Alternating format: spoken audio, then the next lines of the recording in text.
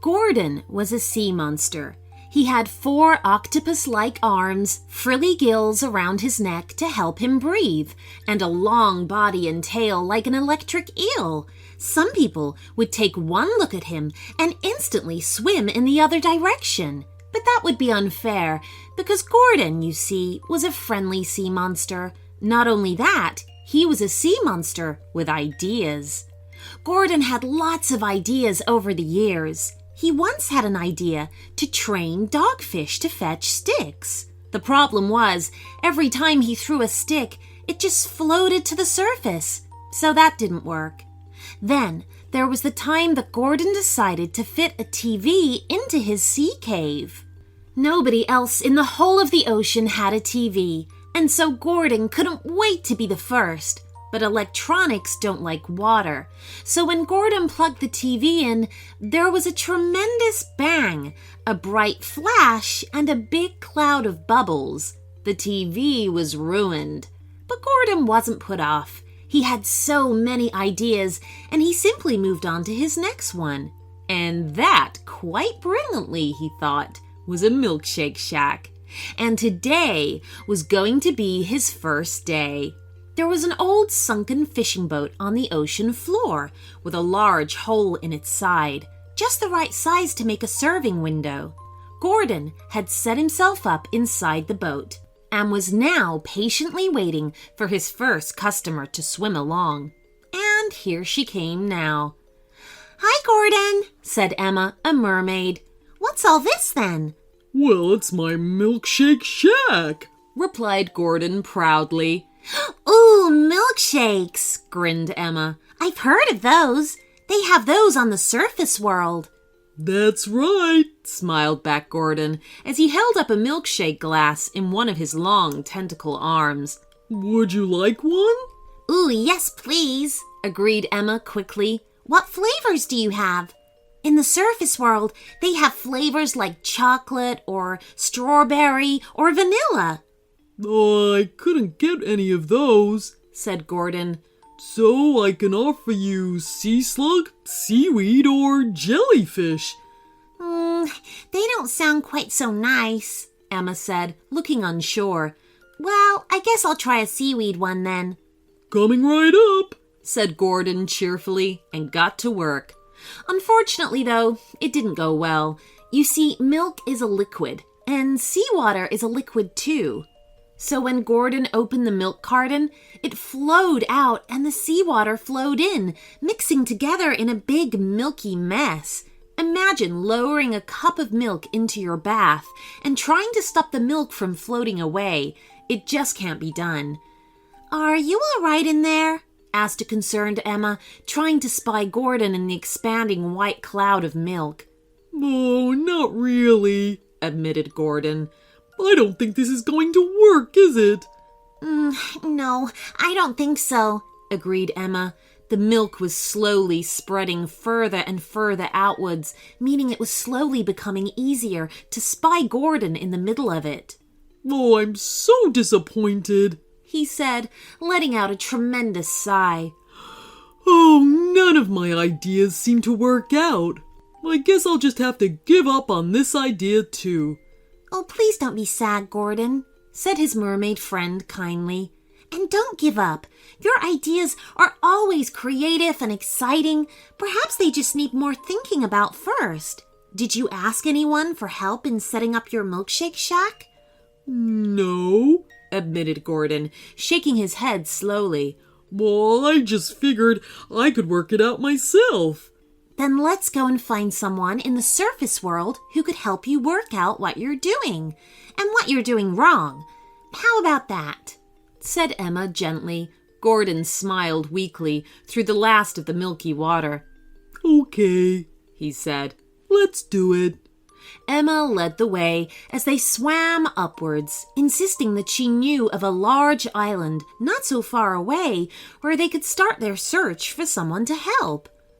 "Have you ever been to this island before?" asked Gordon. "No, not this one, but it's the closest to your milkshake shack, so it's a good place to start," insisted Emma. The mermaid and the sea monster arrived at the surface, with just their heads breaking into fresh air. And there, before them, was the island. Is it supposed to look like that? Asked Gordon, sounding surprised. I know I live under the sea, but I do sometimes come up to the surface and I don't remember an island looking like that before. Aren't they normally covered in green trees? Not pink and yellow ones. Yeah, you're right, said Emma, scratching her head. This doesn't look right at all. They decided to swim up to the beach for a closer look. There were enormous red and white candy canes sprouting like stems all along the back of the beach. And now that they were closer, they could see all kinds of sweet candies hanging from the tree branches like fruit. Oh, I've never seen any place quite like it, said Emma with wonder.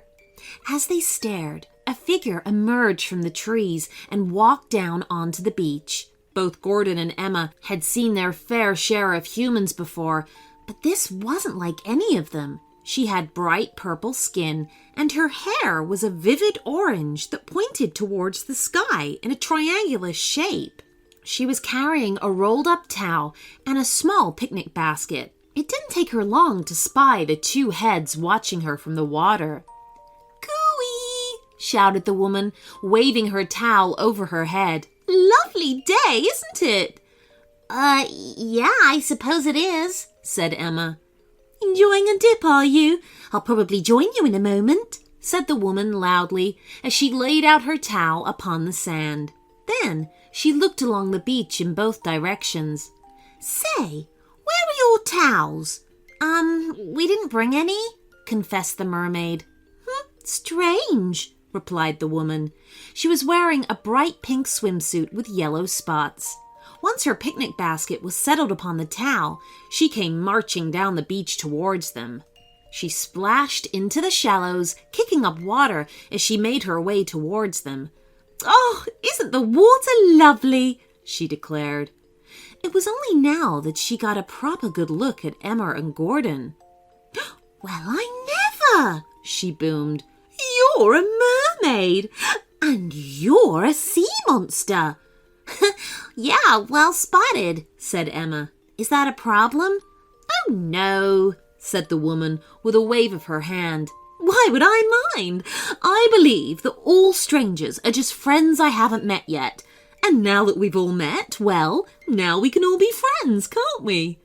"That's a nice way of putting it," said Emma with a smile. I was wondering if you might be able to help us. Do you know anything about milkshakes?" "Milkshakes?" said the woman loudly as she paddled about in the water. "Ooh, I'd love a milkshake. I've always wanted a milkshake, but there aren't any around here." "Oh, why not?" asked Gordon. "Because this is Candyland," laughed the woman, as if it was obvious. "Candyland is the land of candy.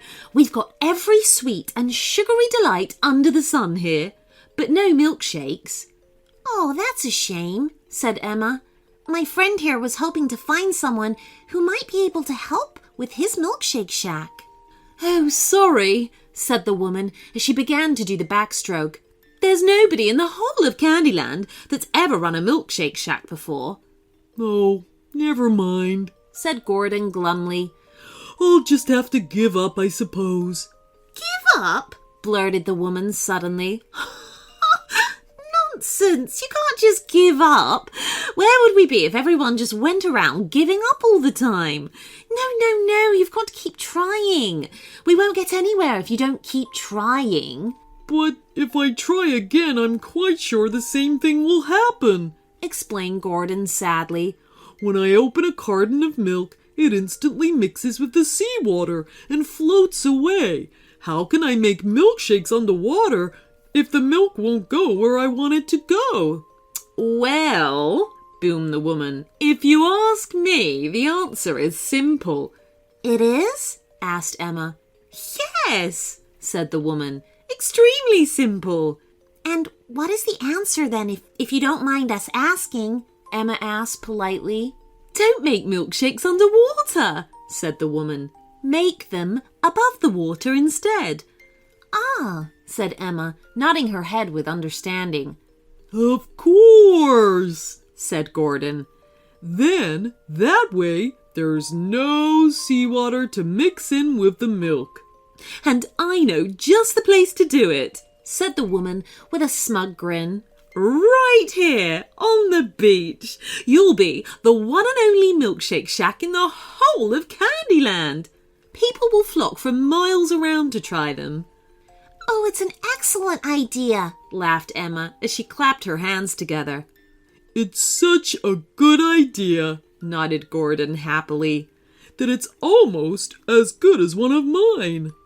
The biggest problem was getting the sunken fishing boat from the bottom of the ocean up onto the beach. Fortunately, Emma knew a helpful giant squid and a pod of friendly whales that were happy to help.